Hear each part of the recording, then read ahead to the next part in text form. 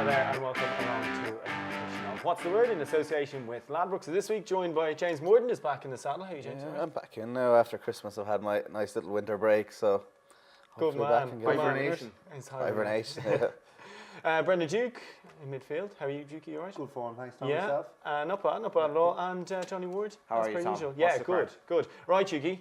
We covered, the last time we were in, you covered your New Year's resolutions and you said you were going to get swimming lessons. So, have you been? Yes, first lesson yesterday. Okay, how'd it go?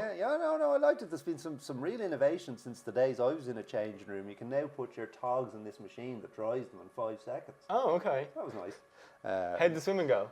Have you got the unilateral breathing thing yet? I certainly think I built some solid foundations yesterday. Okay. And my instructor was very positive. Now, she's American. So Okay. Well, what are you going to do? But I got the sense that even by American standards, she was there. Whoa, this guy's a natural. So Okay. I think. What do you mean even by American standards? Well, Americans Do you think are if, like- notoriously positive people. Yeah. They love the game. You know, like in golf, there's like a seniors tour. Do you think you should do that for swimming? Well, yes, or maybe I could be one of these people that swims the channel. Yeah? Yeah. I mean, I'm getting ahead of myself probably. But, Probably after one lesson. Well, yeah, but I'm excited. Okay. Well, we look forward to this weekend before Chucky gets any more notions about swimming the channel. We'll start at Kempton. The Lanzarote hurdle goes to post at 2:40. Competitive as always, James. How did they bet for this? Yeah, well, we've kind of a hot favourite against them really in Cloud Gate for the Moors at 3-1, and it's 13-2. Then Darling Maltais, Lord Napier, I hope that's right, at 7-1, and Do Pretender 15-2. Cotswold Way 9-1, and 14's Bar. Chucky, 3-1 about a horse that sort of 2 runs back was run off 108. Is that your kind of? I would suspect he will drift. He was the only horse backed anti-post, and those Yeah. anti-post marks are notoriously soft. So I'd say he's collapsed into a false price. I'd imagine he'd be 9-2 in the morning. Yeah. But that would be my guess. I thought it was a very competitive race, a 9-2 the field race, if you will. Yeah, it will be, Chucky. and We the might get an one- extra plate 'cause it's only 15. 13, I think, but Oh, 13. 15, yeah. Is it 15? Oh, you're moral to get extra You places. should, Sorry, you should Tom, do. my bad. But one of those 15 is a horse called And the New. Oh, good. Yeah. Quite unexposed. He's only had 9 runs. I think he's had physical issues, and he obviously has had a wind issue because this is his first run off a wind up with a tongue tie. Quite a talented horse. 3 of his last 4 runs would suggest a mark of 133 is exploitable, and he's 14-1. Yeah, and second to Lisp last time Yes, out, who is no. The mug. former, he ran terribly in Cheltenham, but that's the only run. The form of his other 3 wins are all strong, and definitely 133 is a mark he can win off. Yeah, and what, 14-1 or 14-1, and the new, it's actually on that Lanzarote hurdle. There was one I was looking at, was Cotswold Way. It's for Philip Hobbs and Micheál Nolan. It's about 9-1 at the minute. It's won its last 3 as well, and still looks pretty well handicapped Looking in that race as progressive, well. Yeah. What about you, Johnny, in the Lanzarote? You would anything be for you? hoping for the 4 places because it's a tough race. Yeah. Nicky Henderson, the team, and obviously as a season looks incredible now. Do you know what? I thought that he had a brilliant record in this race. I was ready to put Nicky Henderson into my intro. He's only won it 3 times ever. Yeah, No, his so- record in the Supreme was actually terrible until a certain Altior rocked up in it. But I think he might win that this year. But his team of novices, Rathill was desperately disappointing. Yeah. He ran kind of like every favourite you expected to win at Christmas. Yeah. In the Talworth. So it'll be interesting to see how Birchdale gets on. But I do like Do Pretender. I think this horse has to probably go back this way after hanging at Cheltenham. And his form obviously tallies with the big race over in Warwick because he's Stony behind. Mountain. Yeah, and he's behind Rock Point as well the last day. But I don't think he was at his best. And he still travelled well, but he just looks like he probably does want to go back right-handed. He's very likely race. He's had like 5-6 runs. Actually started off behind Maria's Benefit. I think it's a tricky race, but you're looking for a horse who is unexposed, and he still travels like a horse that has a lot more to offer. Yeah. I just think he needs to probably settle a bit better and maybe learn with racing, but he has a reasonable chance. Good stuff. All right, let's move on to Warwick and that grade 2 you mentioned, the Leamington Novices Hurdle. Birchdale, again, we're sort of tied just like that horse Rathill last week, 2 out of 2 so far. If you're to be kind, I mean, he is technically related to Carlingford Lock, although I suppose you have to go down the page a little bit. But like 2 out of 2 so far, but what, around about 6-4, James, is he? He's 13-8 at the moment, and well, he was an impressive winner last time out, so I think he could go off shorter on the day, Birchdale. I wouldn't be mad at him at the price. I do think he's the most likely winner of the race, and Nicky Henderson seems to think an awful lot of him. He's by Jeremy, but he won a point to point, which is fairly unusual. Yeah. As you say, he has a kind of a stamina-laden pedigree on the dam side, and Henderson's already talking about going chasing with him. Yeah. But he seems to jump fine, in fairness to him, over hurdles. And for a Jeremy horse, you generally might associate him with 2 miles. He stays very well. The interesting thing here is Tidal Flow. Tidal Flow beats a very, very much vaunted Henderson horse the last day. Downtown Getaway, who probably should have won, except he made an absolute hames of, I think, the third last. Now, where does Birchdale and Downtown Getaway, where do they stack up in the Henderson yard? Because they'll have an idea. So I think Tidal Flow, as tough as he is, I think he's probably vulnerable in a race like this, because there are a lot of unexposed horses. You couldn't rule out Stony Mountain or Rock Point, both pretty unexposed. I think Stony Mountain, granted he beat nothing the last day, but he does look like a horse that has a lot more to offer. To make long story short, I think Birchdale is the most likely winner, but I'd like to see about 7-4, maybe even 2-1 to back him. I think the race will be run to suit. There'll be a good gallop here. They won't be hanging around. He'll be able to lob away, and there was a lot of money for him late on as well the last day. Like he probably does. He's probably a contender in what looks a fairly open sort of Ballymore at the moment. They have Champ as well for that. So I'm not sure where they're going with all these nonsense, but he does look very likeable horse. How do they bet at the moment, James? Yeah, for the Leamington, it is 225 at Warwick on Saturday. They go 13-8 Birchdale. It's 9-4 Tidal Flow. Stony Mountain is at 7-1. Rock Point at 8 and 10-1 about Beakstown. There's a couple of runners at 12s or bigger then as well. Duke, are you looking anywhere beyond the top 2 for this race? So I thought 9-4 about Tidal Flow seemed pretty fair, to be honest. I would agree. I just about at the prices. I really like the top 2 horses now. I totally take Johnny's point about that Downtown Getaway should have won, but that Downtown Getaway could be an absolute weapon. Yeah, I mean, I won a Berry House bumper by 12 lengths or something. Yeah, and there were plenty of big reputations going into that. Yeah.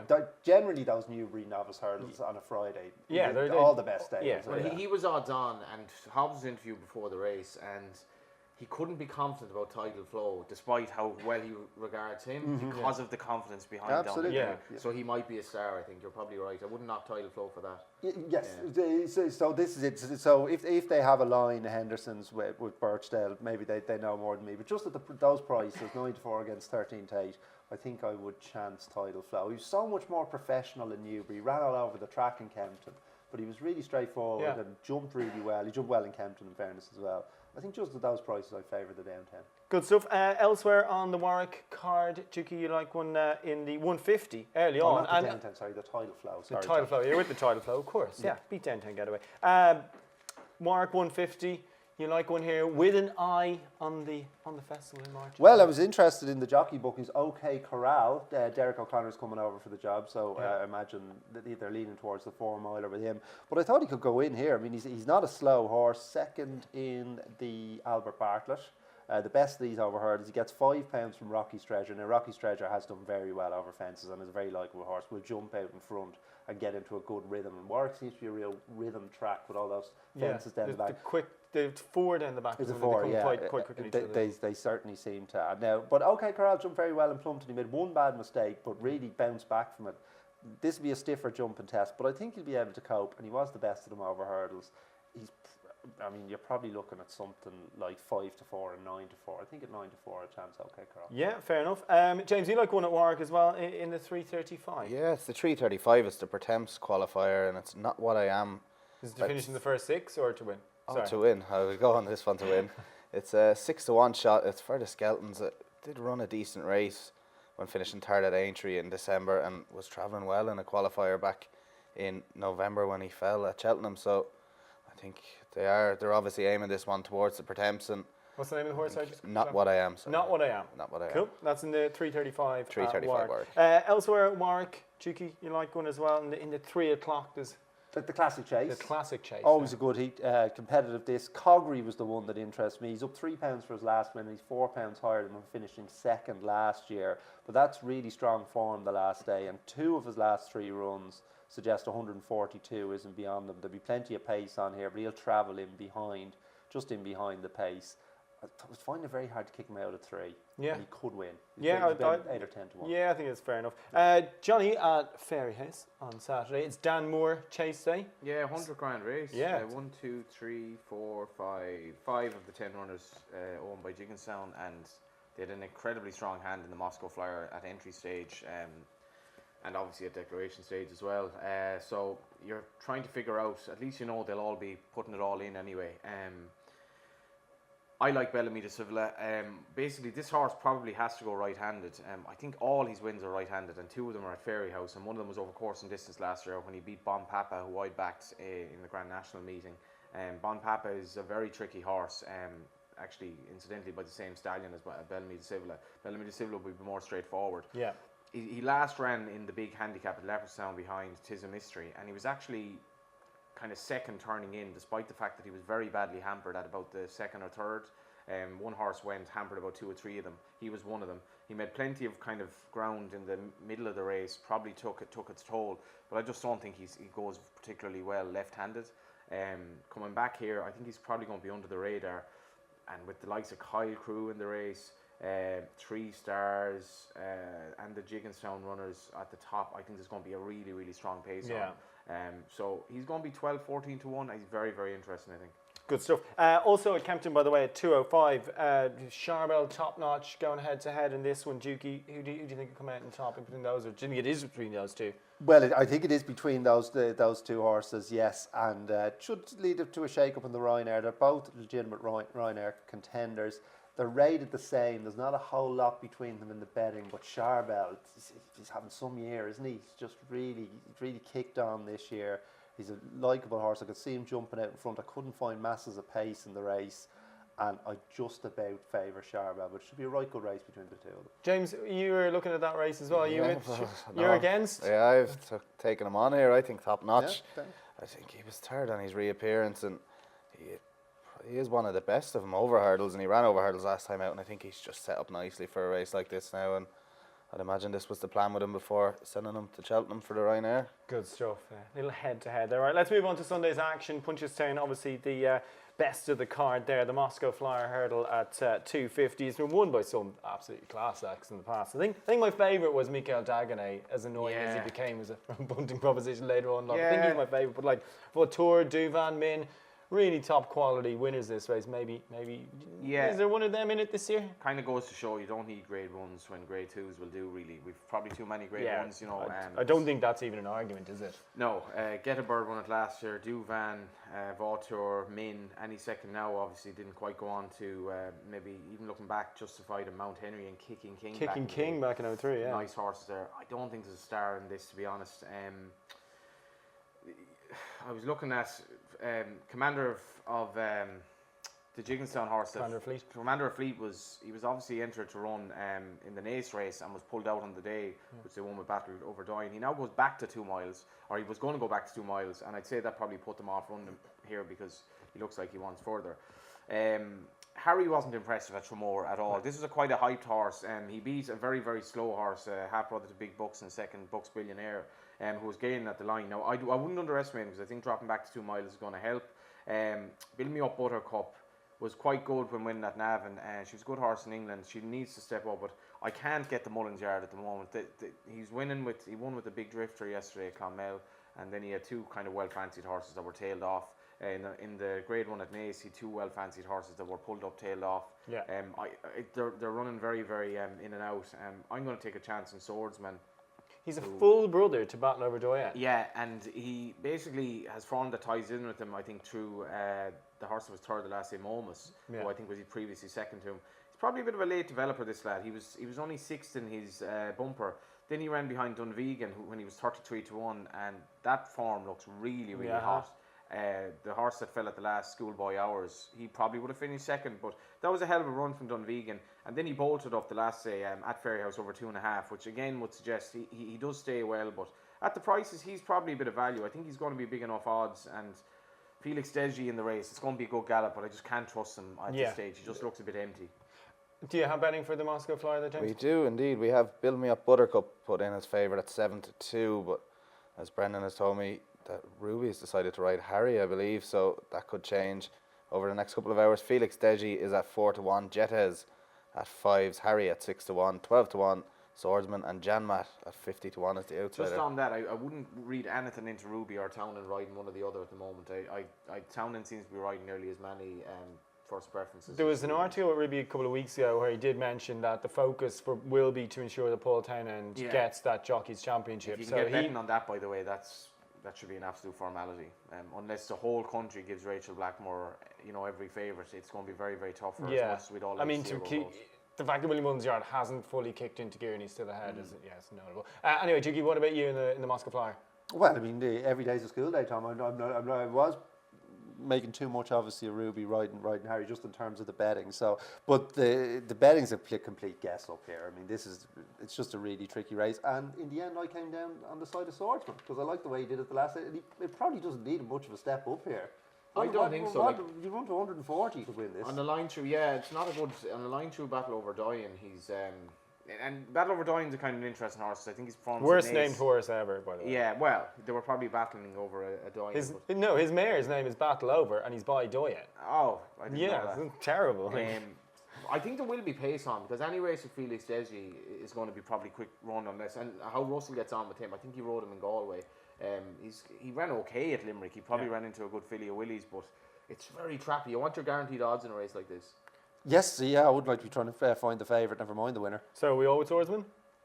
Yeah.